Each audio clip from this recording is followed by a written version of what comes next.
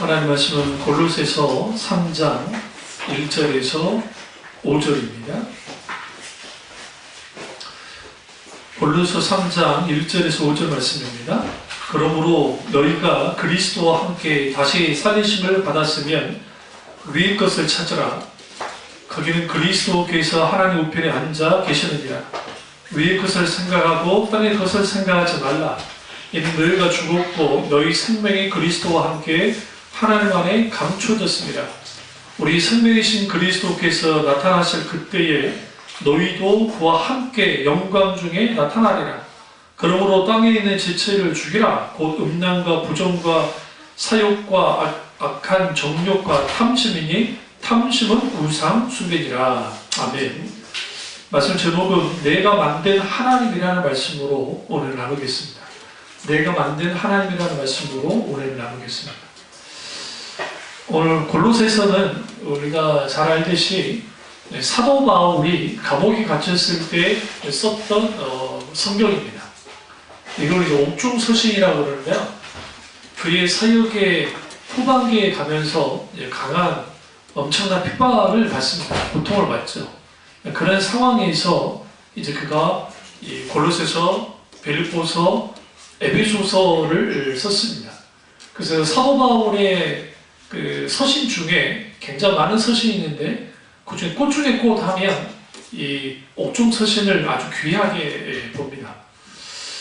오늘 우상 숭배에 대한 문제, 내가 만든 하나님, 거기에 퀘스천이 있는 거예요. 내가 믿고 있는 하나님이 하나님이 그 하나님을 만든 것은 아닌가 좀 생각할 필요가 있습니다. 오늘 우상 숭배라고 하면 다들 그냥 절에 있는 불쌍하게 절을 하고 또 제사할 때 절을 하고 아니면 이제 인도나 그런 데 가보면 수만 있잖아요. 그런 그 우상하게 절을 하거나 섬기는 것이 우상 숭배라고 생각합니다. 당연히 우상 숭배입니다. 근데 구약이든 신약이든 사실 마음으로부터 하나님을 떠난 백성들이 하나님을 믿는다고 하지만 하나님 아닌 다른 것을 살아갈 때 그것에 대해서 주는 우상 숭배라고 분명하게 말씀을 드립니다. 말을 하고 있습니다. 그럼 우상 숭배의 근원적 원인은 뭐냐? 그것은 사람이 신을 얼르고 달래서 내가 필요한 것을 체험받기 위하는 그런 그 마음의 어떤 탐욕이 우상 숭배를 가지게 만듭니다. 그래서 구약에서 이스라엘 백성들이 바알과 아세라를 동일히 섬겼어요. 그러나 하나님을 버리지는 않았어요. 그래서 하나님도 섬겼습니다. 이거 금연 철학 때 제가 설교했죠. 그러니까 이 두 가지를 같이 섬긴 거죠. 같이 섬기면서 결국은 바알은 농경신이고 여호와 하나님은 목축의 신이니까 목축의 신인 하나님을 버리기도 아깝고 그렇다고 가까이 하기도 그렇고 농경의 신인 바알을 내가 섬기지만 또 때로는 기근이 들고 하니까 그 상황에서 바알 신만을 섬길 수 없다고 생각해서 이 신도 좋고 저 신도 좋다고 하는 생각, 그것이 우상 숭배입니다. 그래서 우상 숭배는 노골적 우상 숭배, 그러니까 하나님을 아예 떠나버린 사람들 속에서 우상 숭배가 있고 또 하나는 하나님을 믿는 자들 속에서도 수많은 우상 숭배가 있습니다. 이 부분은 구약이든 신약이든 똑같이 말해요. 그러니까 구약에는 우리가 이렇게 생각해요. 구약에는 그냥 보이는 신, 뭐 다곤 신이든 마르둑 신이든 바알 신이든 아세라든 뭐 그런 신에게만 절하지 않으면 괜찮겠지. 구약도 똑같아요. 구약에도 하나님 뭐라 하냐면 마음으로부터 내 백성이 떠났고 예레미야서를 보시면 그들이 나를 섬기기를 우상 섬기듯 한다라고 말씀했어요.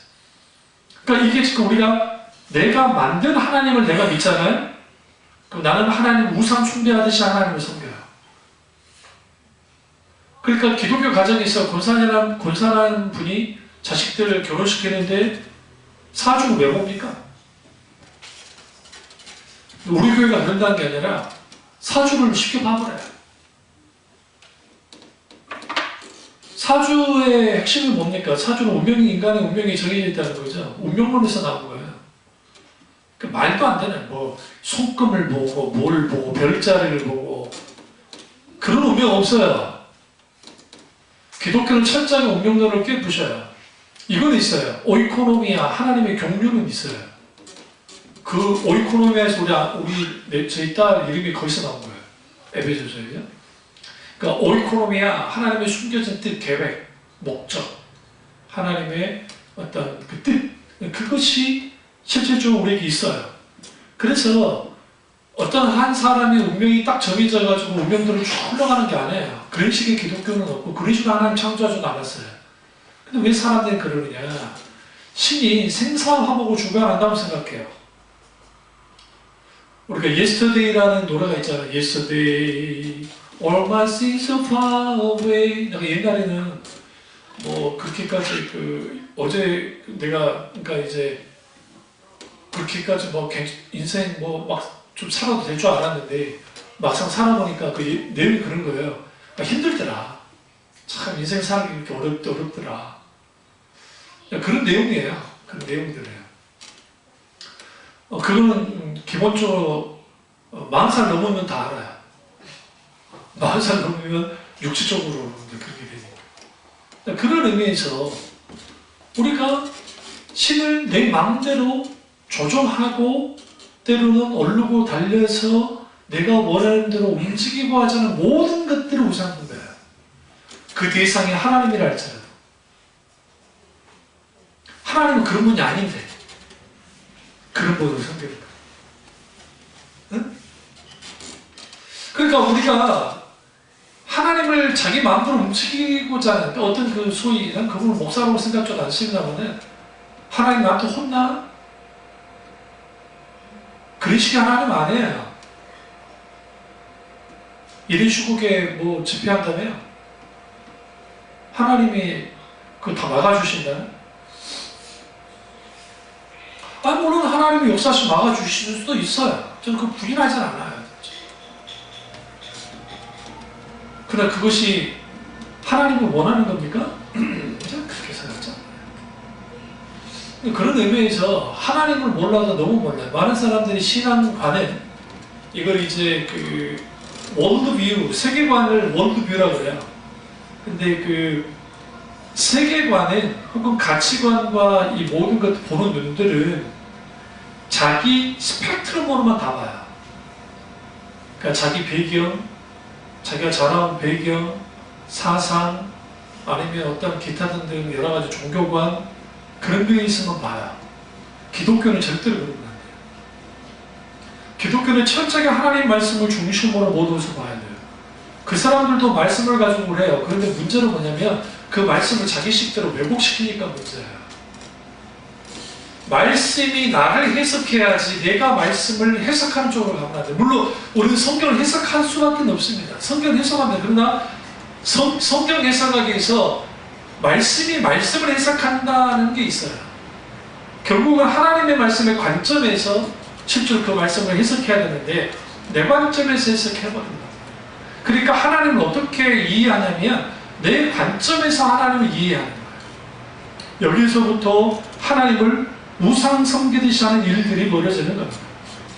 신약에서는 오늘 사도 바울이 우상 숭배를 딱 한마디로 정의합니다. 탐심이 곧 우상 숭배다라고 말합니다.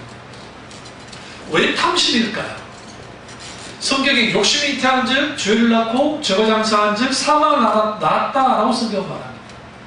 그러면 욕심과 탐심은 같은 거잖아요. 그러면 탐심은 어디로부터 생겼는가? 아담과 하와가 타락한 거예요. 선악과를 따먹기 전에 우리 한번 볼까요? 우리 창세기 2장을 한번 가보겠습니다. 같이 찾으시죠. 예. 이제 2장 가보시면 6절에 여자가 그 나무를 본 줄 먹음직하고 보암직하고 지혜롭게 할 만큼 뭐였다고요? 탐스럽기도 한 나무인지라. 여기 탐스럽기도 한 나무인지라에 집중하세요. 욕심이에요. 탐욕이 생겼어요. 그게 선악과를 따먹게 한 실질적인 뭐예요? 힘이었어요. 우상 숭배는 탐심이 쏩니다. 그 탐심은 그냥 생기는 게 아니에요. 오늘 여기서 보면 지금 눈에 보기에 이게 보면 이게 유기종류과 안목유종류가 이생이자는 관계 있는데, 나무를 봤다, 안목유종류, 먹음직하고, 그러니까 먹음직하고, 보암직하고, 제육감과 탐스럽다, 유기종류과, 보암직, 안목유종류과, 그 다음에 이생이자, 제육감과 탐스러운 이런 것들, 이걸 요한 사도가 요한 일서에서 분명히 말하는 거예요. 유기종류 가운데 이생의 자랑에 많은 사람들이 빠져 있다는 거죠. 근데 문제는 뭐냐면 크리스찬들 안에서도, 그리스도인들 안에서도 이런 사람들이 있다는 거예요. 그래서 탐하는 자, 그리고 우상 숭배자라고 하는 것을 분명하게 말합니다. 에베소서 5장 3절과 5절에서도 쭉 보시면 5절을 보세요. 탐하는 자, 곧 우상 숭배자는 다 그리스도와 하나님의 나라의 계업을 얻지 못하리라.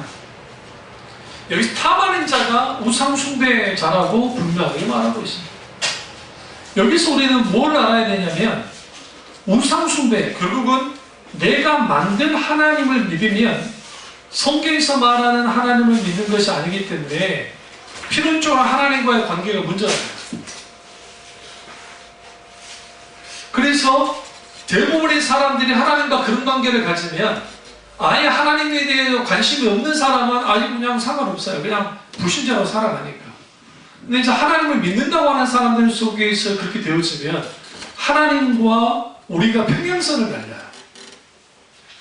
그러니까 내 뜻을 고집하고 자기 뜻을 고집하고 하나님의 뜻은 계속적으로 주어지는, 마치 요나가 그랬듯이, 탕자의 비유 속에서 큰아들이 그랬듯이 그런 상태로 빠져요. 그래서 예수님이 바리새인들을 향해서 그들이 외식하는 자다라고 말하고, 그들의 속에서 탐욕이 가득한데, 어느 정도로 탐욕이 가득하다 있어요. 과부의 쌈짓돈까지도 다 뭐하는, 삼켜버리는 만큼 탐욕이 가득했다. 이게 무서운 말씀이에요, 지금 그게. 바리새인들 그럴싸한 사람들이잖아요. 존경받는 사람들이 있습니다. 그러니까 우리 오해하면 안 돼요. 예수님 바리새인들을 직격탄 날리니까 그 당시 이스라엘 사람들이 바리새인들을 막 나쁘게 봤느냐? 그렇지 않아요. 그 시대의 이스라엘 사람들은, 유대인들은 바리새인들을 굉장히 좋게 봤어요. 그리고 실제로 유대 혁명을 일으킬 때, 그러니까 로마를 향해서 이제 반란을 일으킬 때에 앞장섰던 사람들이 바리새파예요. 열심히, 그러니까 셀로 땅이 아니에요. 셀로 땅이라는 게 있어요. 이 사람들은 아주 좌파적이고 아주 극단적으로는 암살하는 사람들이 있었어요. 예수님 당시. 그 중에 하나가 바나바일 것이다 라고 봐요. 많은 사람들이. 그 사람이. 강도라는 표현 속에서 그런 사람이 있어본 적이 있어요. 그런데 그런 상황에서 그들이 탐욕을 가지고 하나님을 믿었다고 해요. 그러니까 이거예요. 내게는 하나님이 필요해. 그러니까 우리가 첫사랑, 믿음이 약할 때는 하나님이 필요해. 그러니까 나의 필요에서 하나님께 나오는 것은 지극히 정상적인 거예요. 근데 잘못된 게 아닌 거예요. 그런데 여러분의 자녀가 이제 서서히 자라나요? 자라면서 너 나 사랑하니? 너 엄마 아빠 사랑하니? 하는데, 일 때는, 혼이 연인 때는 엄마 아빠가 잘해주고 선물 주면 엄마 사랑해, 아빠 사랑해, 선물 때문에 그래요. 응? 근데 성인이 됐어. 성인이 됐는데 너 나 사랑하냐면, 뭔가 부모가 뭔가 해줘야 사랑한다고 하면 그것만큼 정말 그 부모가 가슴 아픈 일도 없어요. 나의 부모이기 때문에, 내 육신의 부모이기 때문에 사랑해야죠. 응? 자녀도 마찬가지. 그러니까 그 관계 설정을 이해관계로 설정하고 나오는 거예요. 사랑의 관계가 아니라. 그러니까 하나님과 우리와의 관계는 사랑의 관계여야 되는데, 우상 숭배하는 사람들 어떻게 해요? 이해관계로 가요. 내가 이렇게 하면 하나님 이렇게 복 주시길 원합니다. 내가 이렇게 했으니까 이 정도는 하나님 해주셔야만 해요. 우리는 아니라고 하지만 실제로 그런 사람들 많아요. 예배 잘 참여하고 공부도 열심히 하고 교육 봉사하는 이유가 뭐냐? 나도 잘 되고 내 자녀도 잘 되고 평안하고 안녕하고 잘 되는 거, 그걸 바라기 때문에. 그럼 강단에서 어떤 설교가 나오기를 원하느냐면 하나님 잘 섬기면 그 끝나부터 시작해서 어떤 질병과 모든 것도 벗어날 수 있습니다라고 막 하는 거예요. 그럼 사람들이 아멘 아멘 아멘 아멘 아멘. 일종의 그들의 종교심을 이용해서 그들의 탐심을 이용해서 그렇게 교회를 키워나가고 숫자를 늘리고 그럴싸한 신앙인 것처럼 간주하게 만드는 거예요. 이게 예수님 시대이나 선지자들 시대이나 사도 시대의 초대교회의 타도 같아요. 그래서 하나님과의 관계 속에서 사랑의 관계가 아니라 이해관계로 접근해 나아가면 이제는 결국은 뭐하게 하느냐? 내가 무언가를 얻으면, 내가 무언가를 가지면 행복해지고, 그러니까 이런 거죠. 오늘날 더 좋은 차가 생기면 행복할 것 같고, 더 좋은 집이 생기면 행복할 것 같고, 돈이 더 많아지면 행복할 것 같고, 더 편안한 생활을 하면 내가 더욱더 행복할 것 같아요. 만약에 그렇게 행복하잖아요? 그 사람은 하나님을 섬기는 사람이 아니에요. 그리스도인은 하나님으로 말미암아 행복해야 돼요. 사실은. 근데 그게 쉽지 않잖아요. 하나님과 한 번만으로 만족할 수 있어야 돼요. 근데 그렇지 않잖아요. 하나님 아닌 다른 것을 더 원하는 것들, 이 모든 것들이 우상 숭배예요, 사실. 우리가 예수님을 영접하고 죄사함을 받았어요? 우리가 중생의 체험을 했어요? 다시 태어나는? 위로부터 다시 태어나는? 그런 일들을 경험했어요? 성령님의 인도를 따라서 성화의 삶을 살지 않으면 하나님 나라를 유업으로 받을 수 없어요, 사실은. 그 성화의 삶은 뭐냐? 결국은 거룩하신 하나님을 닮으려고 하는 우리 속에 있는 수많은 사랑의 행동들이 필요하고, 더 중요한 것은 하나님과 나사의 관계는 사랑의 관계이지 이해 관계가 아니라는 거예요. 탐욕의 관계가 돼서는 안 된다는 거예요. 그러니까 여러분, 우리나라의 가장 제일 엄청난 제일 큰 부자 있잖아요.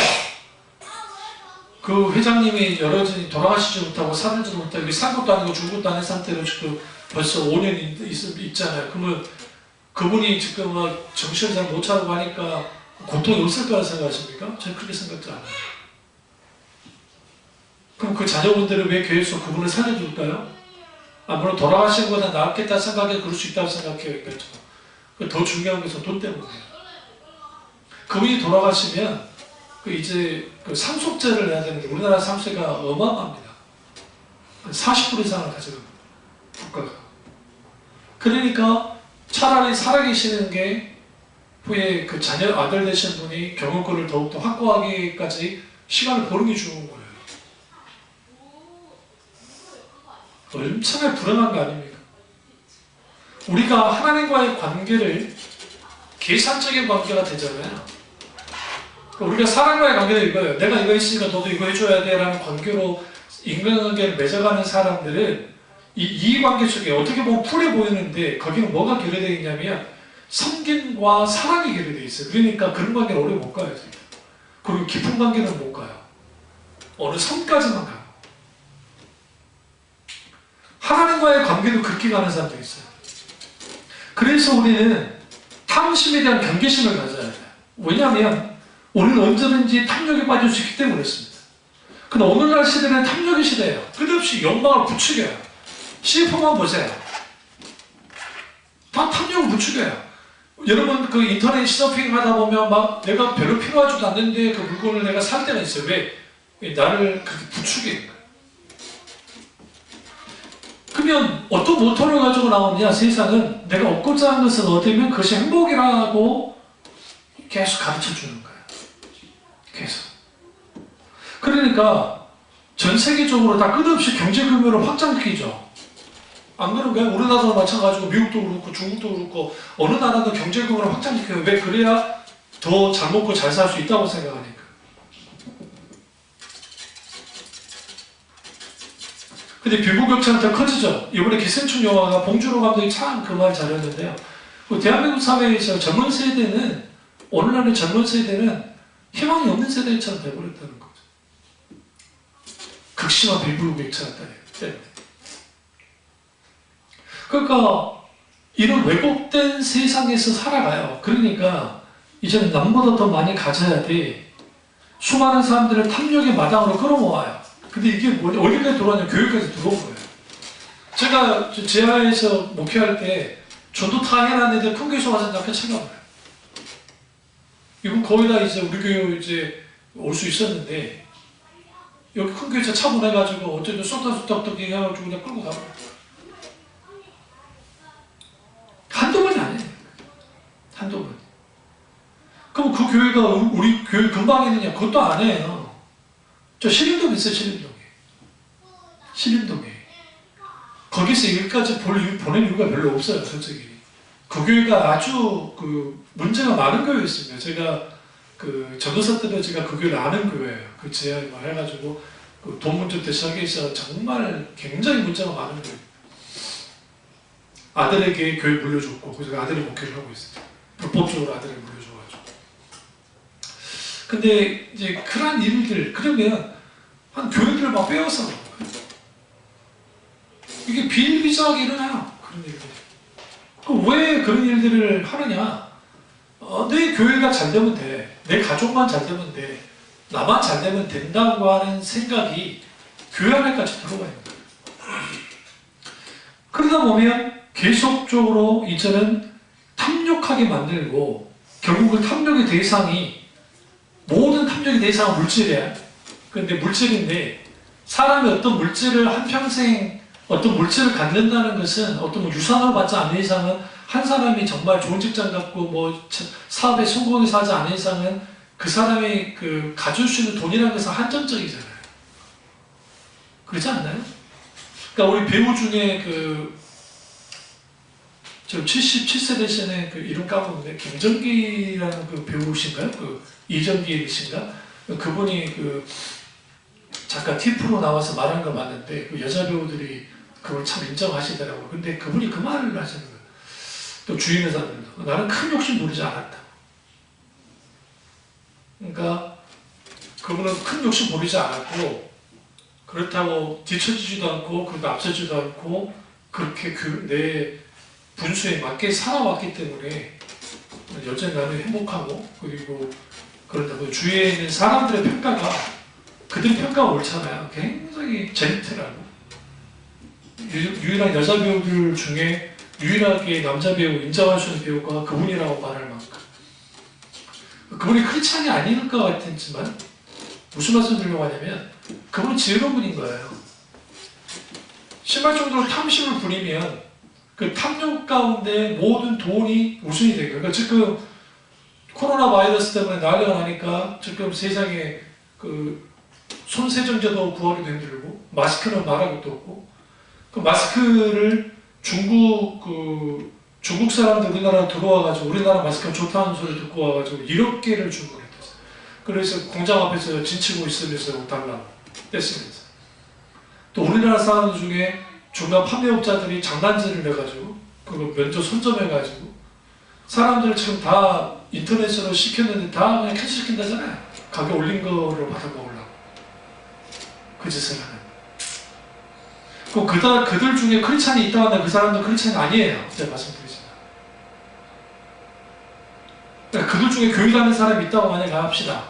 그리고 그 돈 벌어가지고 하나님께 흥금되면 하나님 어이구 감사하다. 오, 근데 잘했다 그랬을 것 같습니까?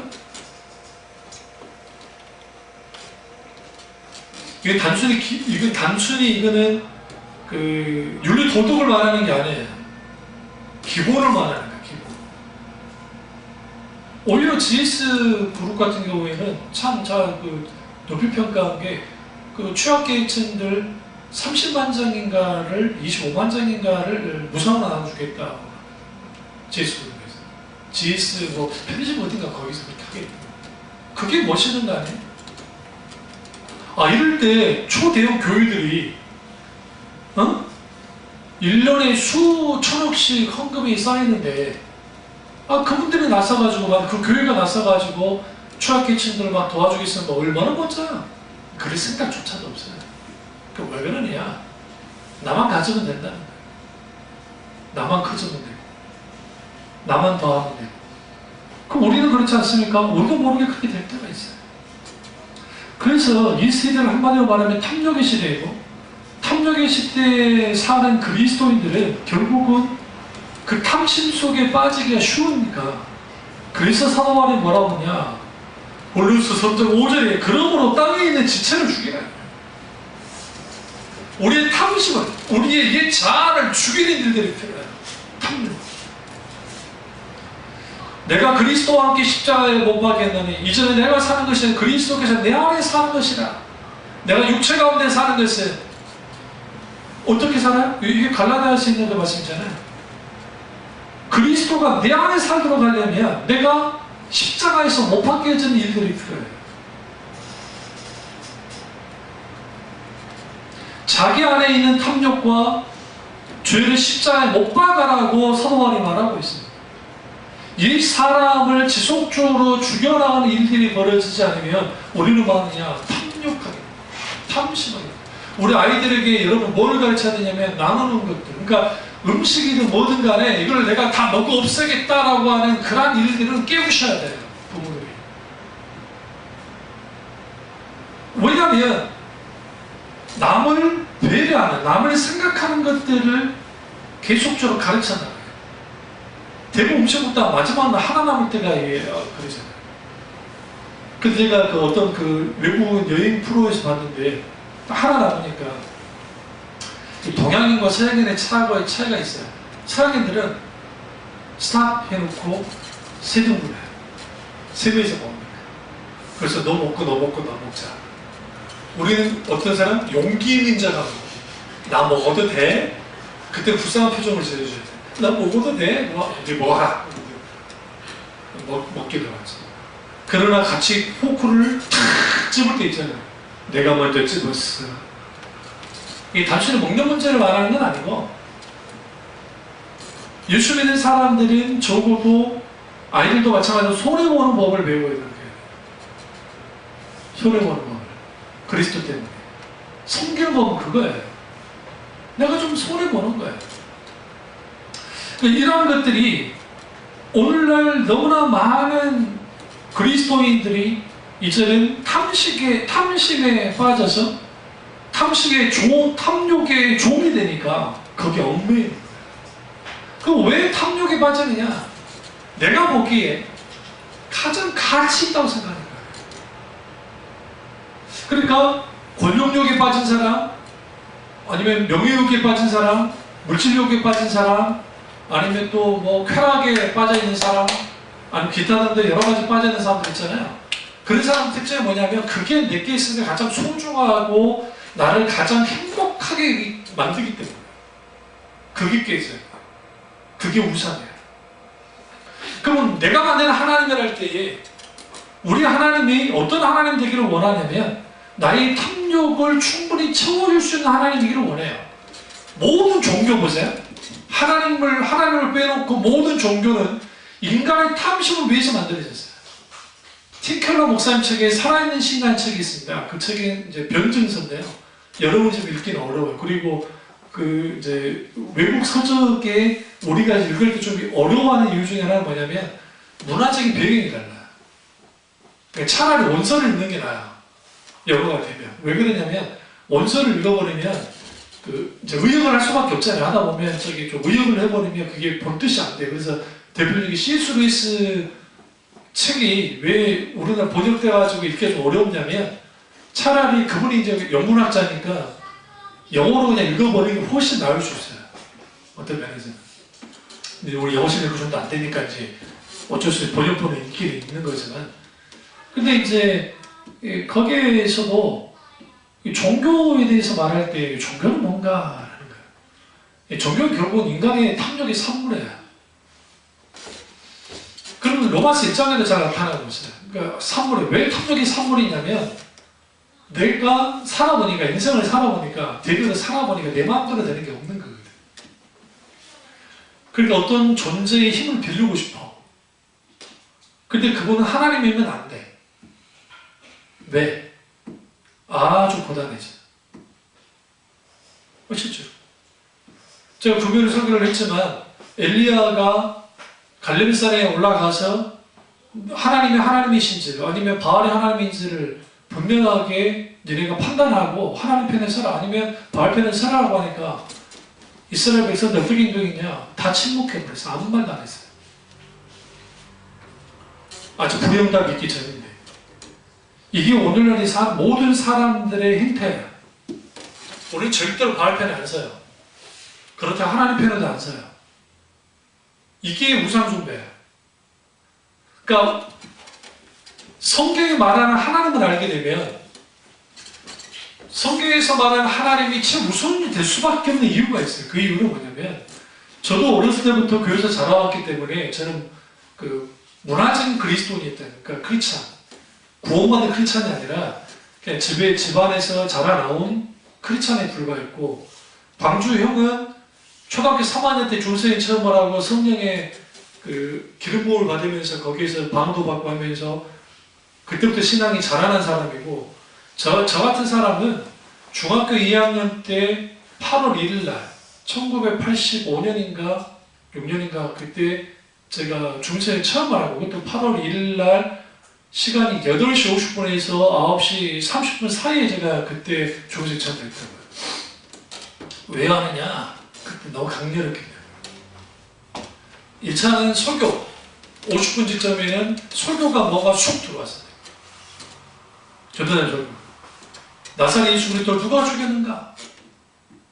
우리가 바로 너가 바로 나가 할 때 나가 할 때 쑥 먹었던 거예요. 내 심령이 중학교 2학년이라 그 전도사님은 설교하실 때 안 만지는 분이거든 솔직히. 그러고 난 다음에 조금 있다가 기도를 하는데 그때 주님이 나를 만졌어요. 엄청난 회개와 하나님 주시는 놀라운 은혜가 막 하니까 거기서 번호게 중생이 처음이었어요. 그런다고 변하느냐? 그렇지는 않아요. 그는 어릴 때부터 아는 하나님이었기 때문에 그런 하나님이라고 생각했어요. 그런데 성경에서 말하는 인격적인 하나님을 경험하여 한 적이 없으니까 초등학교 5학년 때 나를 살려주신 적이 있지만 음성 가운데 성우가 너 도를 건너면 죽는다라고 하는 음성이 갑자기 신호가 갔다 오는데 길 건너편에 슈퍼가 있었거든요. 이렇게 지금도 그 고가도로가 있는데 고가 이렇게 있는 우리 집에 여기 있었고 그걸 건너가는데 건너가가지고 물건 사고 오는데 갑자기 내 마음속에서 나 자신을 향해서 소호가 할 필요가 안 하잖아요. 초등학교 5학년이 그런 말 해요? 자기 자신한테? 그러지 않잖아요. 그게 뭐지 또 비가 내린 다음이라 거기가 젖어 있었고 그런데 무시하고 가는 다시 한번 그 음성이 들려서 그래서 가만히 있어서 어떤 그 누나 하나가 좀 술집 다니고 막 그런 여자인데 딱 오는데 내 앞에 나를 지나가는데 갑자기 택시 하나 확 내 앞에 쳐버렸어. 그 안에 있는 손님도 있었는데 손님이랑 같이 그분을 싣고 이제 가버렸다. 그 병원 갔겠죠. 충격받아서 그래서 우리 어머니한테 말했더니 안 믿어. 너무 쉽게 지나갔어요. 그 사건이 저렇게 강했어요. 근데 그걸 잊고 지나버렸어요. 왜냐하면 왜 잊고 지냈느냐? 나는 하나님 경험한 적이 없으니까. 그리고 인격적인 하나님을 만났을 때에 그때 아는 거예요. 그때 어떻게 하느냐? 이런 말을 가르치면 그 당시에 오늘날은 안 그런 것 같겠지만 그 당시 순복음 교인들이 하나님 이거 주십시오 저거 주십시오 하나님의 손을 구하는 기도를 많이 했던 사람들이에요. 사실 내 기도가 바뀌었어요. 그러니까 기도하지도 않았지만 우리 집 이렇게 해결해 주십시오 기도한 적이 없어요. 그 기도하는 게 잘못했다는 게 아니에요. 내가 하나님을 구했어요. 첫 번째 기도 뭐냐면 하나님 알기 원합니다. 나 예수님 만나고 싶어요. 그 경험을 했는데 그러니까 하나님의 감동 가운데 이제 좋은 믿음의 선배의 조언을 들어야 되니까 그래서 형한테 대화 나눈 거예요. 형 어떻게 해야 되느냐. 너 성경 너 읽잖아. 아닌데 뭐 성경을 한 번도 안 읽었단 말이야. 그러면서 나를 핀잔하는 거야.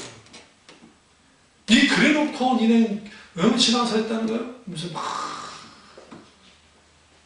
빈정이 상해서 그래서 성경을 읽는 거야. 근데 읽는데 안 읽는 거야. 저 그렇잖아요. 저는 만화도 별로 안 좋아했던 사람이고 만화 봐도 글씨만 보고 그림만 봤던 사람이니까 절대로 착각과는 상관없는 거예요. 근데 인격체신 하나님이 나를 만나 주셨고 그러면서 하나님이 감동시키기를 100일 기도를 해라 해서 제가 100일 작전 기도 들어간 거예요. 그 기도 속에서 하나님이 나를 만나 주셨어요. 그리고 말씀을 읽으라고 하는 감동이 너무 강했기 때문에 그래서 읽게 된 말씀이 요한복음이에요. 마태복음 읽었더니 족보 나와서 못 읽겠어요. 창세기를 폈더니 이건 정말 재미도 없고 별로 그래요. 그래서 요한복음을 읽으면서 거기에서 소명을 받고 사명을 받고 거기에서 엄청나게 하나님이 나를 만졌어요. 그리고 그 말씀을 깊이 묵상하고 나갈 때 그때 비로소 눈을 뜬 거예요. 뭘 떴냐?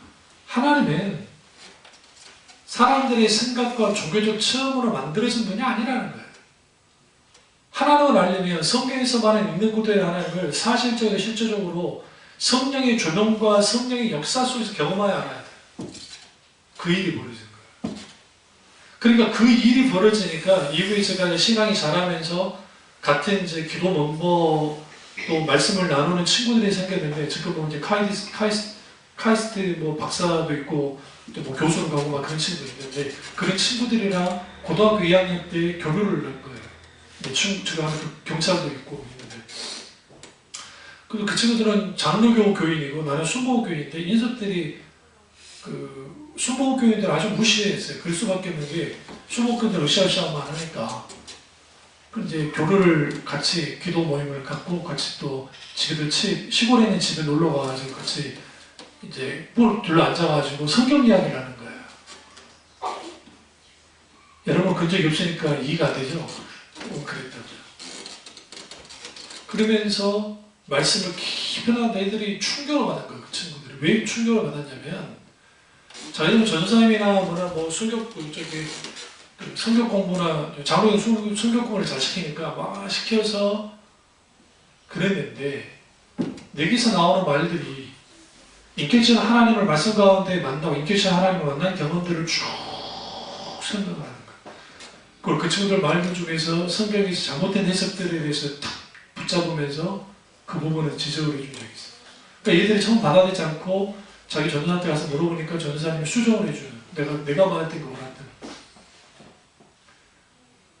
그러니까 제가 제 자랑을 하려고 그런 게 아니라 그러면서 했던 말이래. 너는 절대로 순복음교인이 아니라는 거예요. 그 무슨 말이냐? 너는 순복음교인이 아니고 너는 개혁주의자라는 거죠.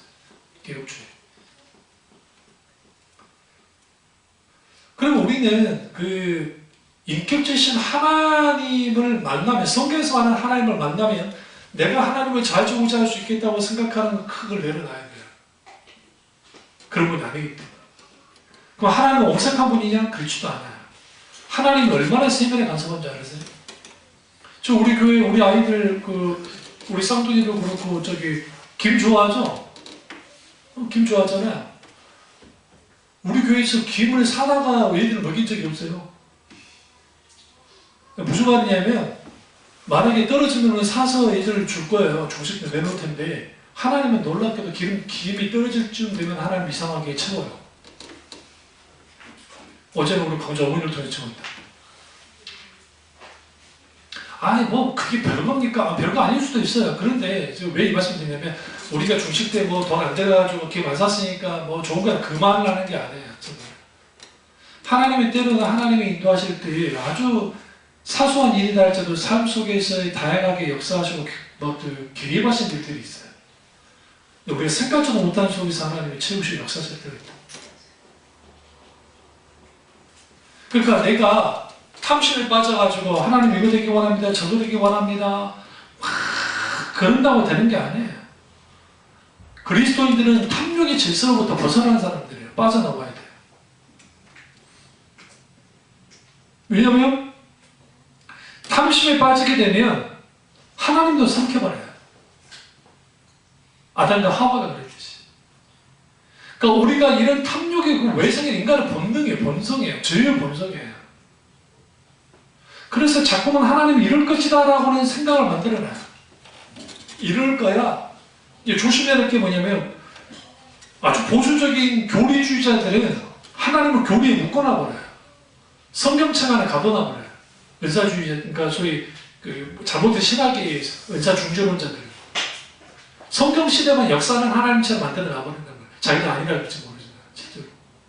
또 반대는 은사주의자들은 아주 다양한 종교적 체험을 가지고 막 하나님이 이런 분이 하나님이야만 자기들끼리 말하는데 체험 자체가 하나님을 말하는 건 아니에요. 잘 들으세요? 저는 누구보다 그러니까 여기 있는 분들 중에 누구보다도 저는 성령의 역사를 경험했던 사람이에요. 여러분이 상상할 수 없는 경험도 많이 했던 사람이에요. 근데 그 종교적 체험이 내 믿음을 세워주느냐? 그렇진 않아요. 내 믿음을 세워주면서 인격지신 하나님을 만난 거예요. 말씀에서. 성령의 놀라운 기름부음 속에서. 그러니까 우리가 내가 만든 하나님을 믿고 있느냐 아니냐는 어떻게 할 수 있냐? 내가 지금 하나님과 어떤 관계를 갖고 있느냐를 살펴보면 돼요.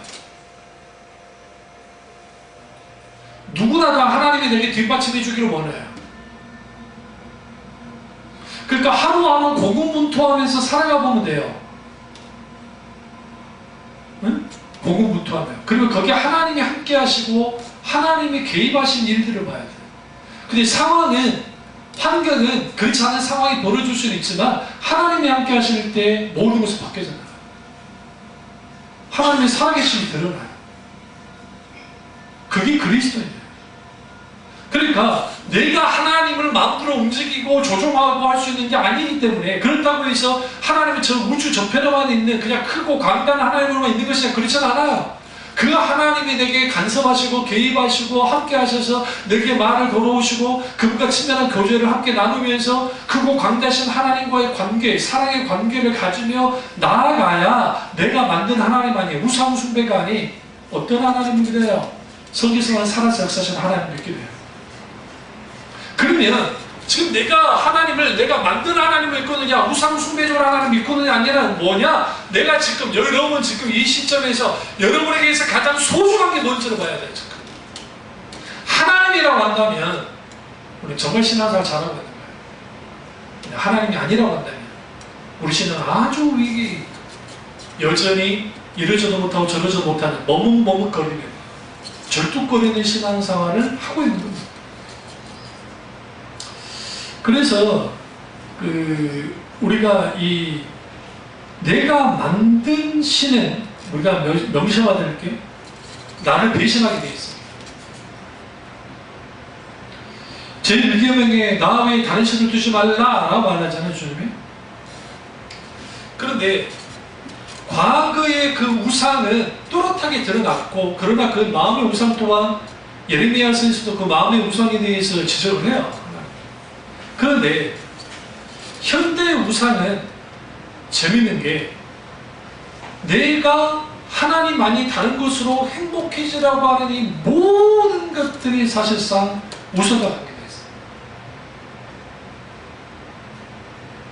게임에 막 몰두하는 사람들 있죠. 게임 자체는 죄가 아니잖아요.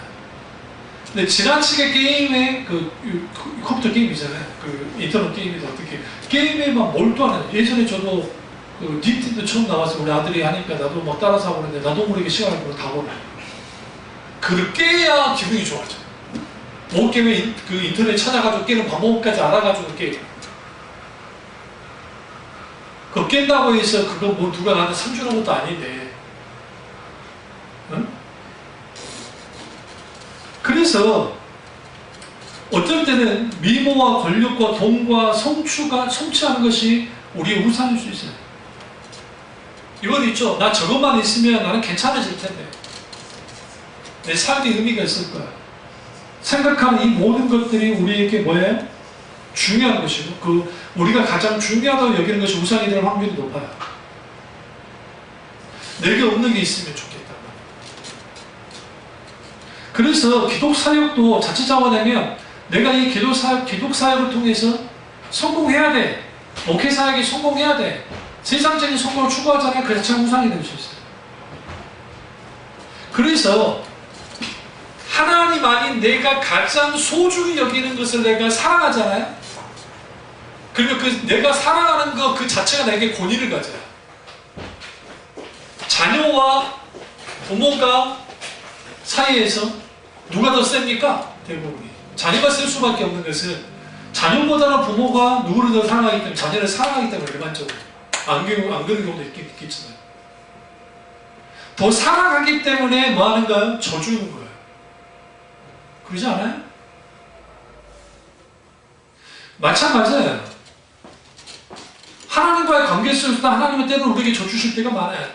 나보다 하나님 나를 더 사랑하기 때문에.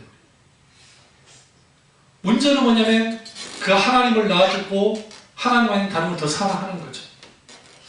내가 하나님보다 더 사랑하는 것이 있으면 그것이 내게 권위를 갖게 되고, 그 권위를 갖게 되면 그것이 나의 하나님이 돼요. 하나님을 찾게 되고. 이 말이 좀 어렵습니까? 다시 말씀드릴까요? 하나님 아닌 다른 것을 내가 소중히 여기고 최고로 여기면 그것이 내게 권위를 갖는다는 거예요. 권위를 갖는다는 말은 이제 나를 지배하고 다스리는 것까지 가요. 그게 돈일 수도 있고, 그것이 사람일 수도 있고, 그게 명예일 수도 있고, 권력일 수도 있고, 그 쾌락일 수도 있고 그래요. 팀 케너 목사님이 68년대 때, 그러니까 1968년대 그때가 그분이 대학생 때인데, 그때 이분이 흔들린 거예요. 왜 흔들렸냐면 이제 젊은 시절에 그런 일을 겪으니까 1968년도에 마오쩌둥의 이 소위 말하는 그 문화혁명이 중국에서 일어났는데 그 붐이 유럽으로 들어갔어요. 그래서 유럽과 미국에서 히피 문화가 그때 생기고, 그 다음에 마약이 그때 엄청나게 퍼지기 시작한 거예요. 그때 그들이 주장한 게 뭐냐면 모든 기존 체계를 다 깨부시자는 거죠. 그래서 소위 말하는 앞에 있는 기존 체계, 그러니까 뭐 권위주의적인 체계부터 시작해서 좋은 것도 깨뜨리는 거 있었지만, 뭐까지 다 깨뜨렸냐면 신앙과 뭐 하나님과 관계 모든 걸 다 깨버렸고, 그리고 동성애도 괜찮고 뭐도 괜찮다고 하는 것을 주장하고 나왔단 말이에요. 그리고 그렇게 자란 사람들이 지금 유엔을 장악하고 있어요. 그 자랐던 사람들이. 그래서 유엔 현장에서 나오는 수많은 것들이 진짜 인권을 위한 것도 있다고 생각하고 귀하다고 생각하는데, 한 걸음 더 나아가서 하나님 부정하는 일들을 일으켜요. 그래서 우리나라도 똑같은 일을 해요. 지도급에 있는 사람. 왜? 그 영향을 받았기 때문에. 그럼 기독교는 어떻게 반응해야 되느냐? 그것에 대해서 건전한 비판을 가해요. 그러면 그때 하나님을 떠난 사람도 많았고, 팀케너 목사도 똑같이 하나님을 떠나려 했다는 거예요. 갈등하면서. 하나님 믿어봤자 뭐하지? 더 큰 문제는 뭐였냐면 돌아갈 교회가 없더라는 거죠. 이 말이 굉장히 중요한 거예요. 팀케너 목사가 봤을 때 돌아갈 교회가 없더라는 거예요. 왜? 기존 교회는 이미 세상과 착해서 아주 세속화되어 버린 교회인데 내가 고라서 나왔다. 어떻게 그게 아주 교만한 생각일 수도 있지만 현실적일 수도 있어요. 그러면서 그 과정에서 이제는 신앙의 갈등들 속에서 믿음의 선배가 되는 사람들을 만나면서 이분이 돌이키고 하면서 지금 맨하탄 1980년도 후반에 뉴욕의 신정이라는 맨하탄에서 교회를 개척해서 이제 사역을 하는 거죠. 그럼 거기에 대부분이 젊은이들 한 70% 이상이 젊은이고 다 미국의 아이브리그 대학을 나온 사람들. 그러니까 미국 그 맨하탄 건너에서 있는 그 흑인들 밀집지 말고요. 지금은 그게 핫한 곳이라고 하지만 브루클린인가? 그 말고 그 핵심 지역에서 그랬어요. 그들이 얼마나 냉소적인지 아세요? 하나님에 대한 냉소적인 그들이 놀라운 일들을 보여줬어요. 하나님을 만나니까 바뀌어요. 마음의 쪄들고 우리가 잘 아는 모건 스탠리 같은 그 연봉이 수십억 되는 연봉을 받는 사람들이 교회로 나오게 했는데 그들이 무슨 일을 하냐? 남자들 끼고 남창짓을 하는 거야. 남자들 있죠? 예쁘장생의 남자들을 꼬셔다가 돈 주고 사가지고 남창을 하는 거지. 그러니까 동성애를 하는 거지. 그런 일을 하는 사람부터 시작해서 별일이 있어요. 근데 그들이 인생을 살아가면서 돈이, 성공이 자기를 그렇게 행복하게 만들까라는 생각이 그게 아니니까 그들이 마약에 빠지고 이제는 술에 쪄들고 인생을 그렇게 살아가기 시작하는, 그러다가 나락으로 떨어진 사람도 있고, 그러다가 구세주교회라는, 그 교회 이름이 구세주교회인데 구세주 향로교회에 나와서 딱 했을 때 거기서 깨지기도 하고, 심지어는 유대인인데요, 그 유대인 아가씨가 이제 너무 고민도 많고 해서 그런 상황에 있다가 구세주교를 어떻게 알게 돼서 왔어요. 아주 보수적인 유대인 부모 밑에서 자란 사람들, 그 자매인데, 그 목사님이 변증전 설교를 많이 하기 때문에 그 설교는 참 좋았는데, 예수님을 믿어야 된다, 예수님을 통해서 구원받아 할 때는 귀를 닫은 거예요. 왜? 유대인들은 예수님을 저주받는 자라는 거예요. 계속 피하다가 인격체 예수님 딱 만나버린 거예요. 그 딸이, 그 아가씨가. 인생이 완전히 바뀌어버렸어요. 그리고 자신이 내가 만든 신이 아닌 성경에서 하는 하나님을 알기 시작할 때에 거기로부터 주어지는 놀라운 자유가 있어요. 시대에 있는 눈이 분별력을 거죠. 그래서 우리가 오랫동안 간절히 바라는 것일수록 우리에게 우상이 될 수 있어요. 내가 너무나 이걸 원해. 그래서 그게 되기를 원해. 소위 말하는 하나님을 뺀 행복 추구가 인생의 전부라고 한다면 그 행복의 기준이 뭔지도 중요하겠지만, 이것저것 하다 보면 뭐 하느냐? 결국은 잡을 수 없는 행복 때문에 모든 것을 잃어버려요. 결국은 내가 만든 신, 그것에서 속고 그것에 의해 지배를 당하는, 다시 말하면 노예 상태가 됩니다. 여러분, 정치인들은요, 믿을 만한 존재가 안 돼요. 그럴싸하게 볼 뿐이에요. 그들은 대중의 마음을 훔쳐야만 돼요. 그거는 똑같은 게 연예인들도 똑같아요. 그래서 이미지 좋다고 해서 그 사람이 좋을 거라 생각하면 큰 오산이에요. 그러니까 목사들도 매스컴에 노출되면서 목사들이 자기들 나름대로의 가면을 딱 써봐라. 이걸 페르소나라고 하는데, 제가 페르소나라고 하는 소설을 좀 쓰다가 그 부분을 제가 적어두고 있는데, 그 페르소나라는 게 인격이, 사실 가면한 뜻도 있지만 가장 내 인격이라고 말하는데, 그게 가면을 탁 쓰고 탁 쓰는 거예요. 그 이미지를 만들어서 사람들에게 그럴싸하게, 그럼 사람들은 거기에 환호해요. 거기에 막 따라가요. 그러다 보니까 거기서 뭘 잃어버리냐면, 잘 들으세요? 아무리 대단한 목사라 할지라도 그 목사는 예수를 처음 믿을 때는 목사님이 필요해요.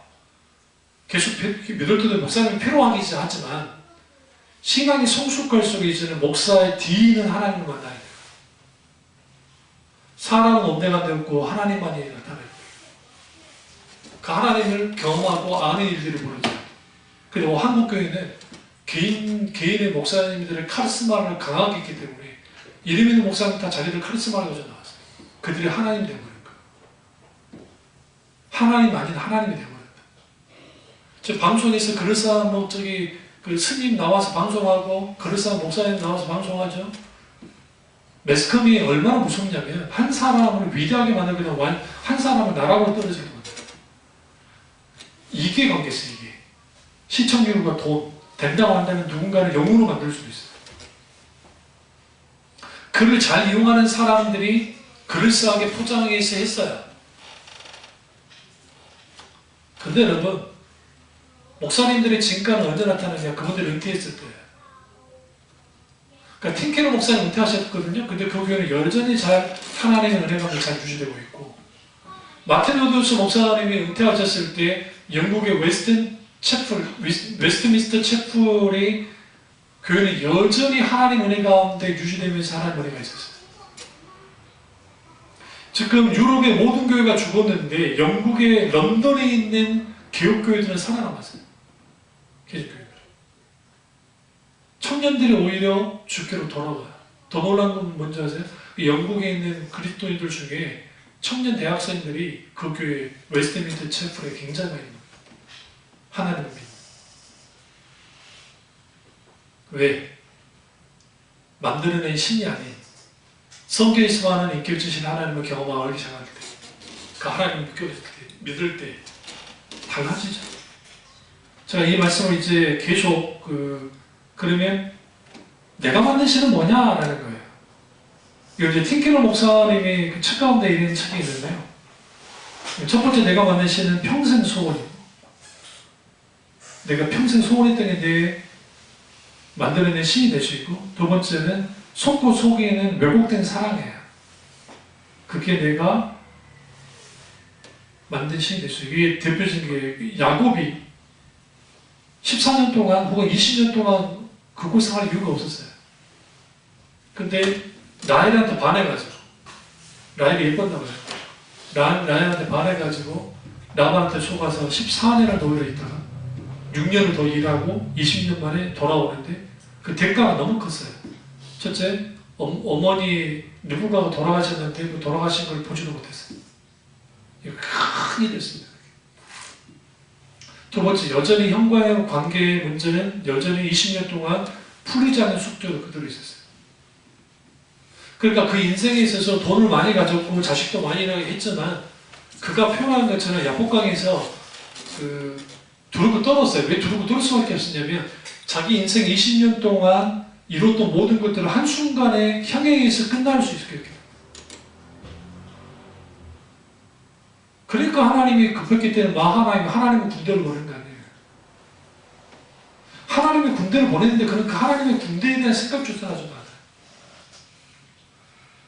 그러니까 우리는 이런 걸 통해서 뭘 할 수 있냐면 내가 만든 신은 내가 평생 소원했던 것, 내가 바랬던 것이 될 수도 있고 우리 왜곡된 사랑될 수 있다는 거예요. 다음 주에 제가 이 부분을 계속 이어서 가도록 하겠습니다. 기도하겠습니다. 기도하실 때 오늘 이 말씀이 나의 말씀이 우리 말씀 되게 해달라고 제가 기도하겠습니다. 상해주 역사님